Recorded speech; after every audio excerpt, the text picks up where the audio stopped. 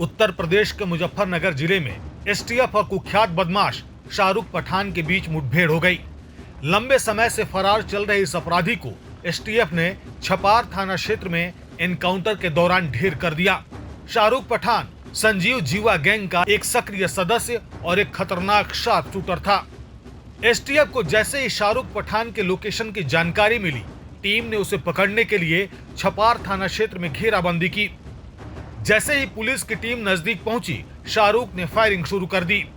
जवाबी कार्रवाई में एसटीएफ की टीम ने उसे मार गिराया। एसटीएफ ने आधिकारिक बयान जारी कर इस कार्रवाई की पुष्टि की है।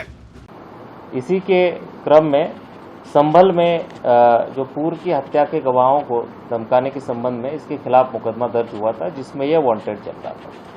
तो इसके तलाश में लोकल पुलिस और एसटीएफ की टीमें लगी थी। इसी के क्रम में जो सूचना प्राप्त हुई थी, इसको गिरफ्तार करने का प्रयास किया गया, परंतु इसके द्वारा पुलिस के ऊपर फायर किया और उस मुठभेड़ के दौरान ये घायल हुआ और अस्पताल में इलाज के दौरान इसकी मृत्यु हुई। तो यह कुख्यात अपराधी और शार्प शूटर है, जिसके खिलाफ 1 दर्जन के लगभग मुकदमे पंजीकृत है, जो कि इसमें से 3 हत्या के मुकदमे हैं और रंगदारी के भी मुकदमे हैं, गैंगस्टर एक्ट के भी मुकदमे हैं।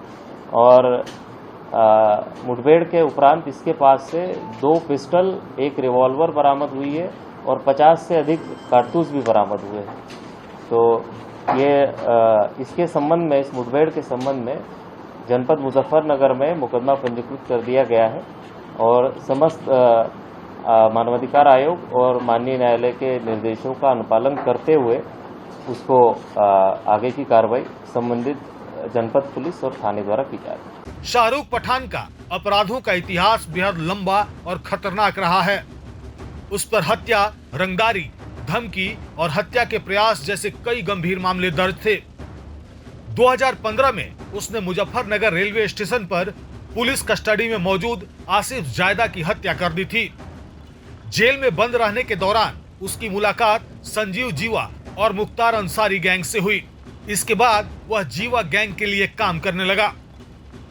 2016 में वह सिविल लाइन थाना क्षेत्र से फरार हो गया और फरारी के दौरान कई संगीन वारदातों को अंजाम दिया।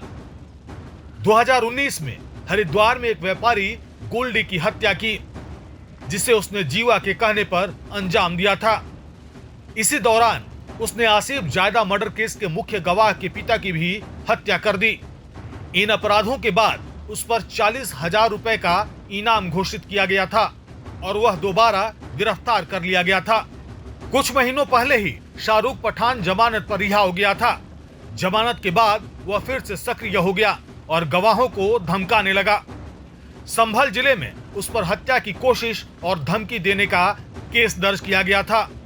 एसटीएफ की नजर उस पर बनी हुई थी और जैसे ही उसकी सटीक लोकेशन ट्रैक हुई, पुलिस ने घेराबंदी कर मुठभेड़ में उसे ढेर कर दिया।